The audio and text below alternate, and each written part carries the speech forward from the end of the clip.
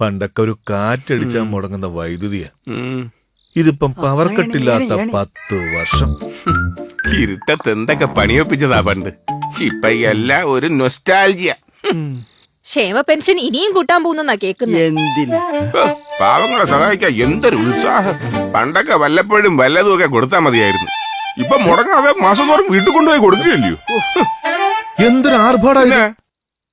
ക്ഷേമ പെൻഷൻ വീട്ടിൽ കൊണ്ടുപോയി കൊടുക്കാന്ന് വെച്ചാ എന്ത് ചെലവാണ്, എത്ര പേരുടെ അധ്വാനമാണ്. പാമ്പ് വിഴുങ്ങി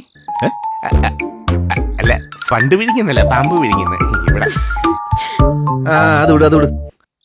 അപ്പൊ ഇന്ന് പോസ്റ്റ് ചെയ്യാനുള്ള കണ്ടന്റ് നോട്ട് ചെയ്തു. ടൈപ്പ്. ക്ഷേമ പെൻഷൻ മുടങ്ങാതെ വീട്ടിലെത്തിക്കുന്നത് അനാവശ്യം. പാവങ്ങളുടെ കണ്ണീരൊപ്പുന്ന ആർഭാട ചിലവുകൾ സർക്കാർ ഒഴിവാക്കുക. ഈ പോസ്റ്റ് ഉണ്ടല്ലോ, നാളെ സോഷ്യൽ മീഡിയ ഭരിക്കും.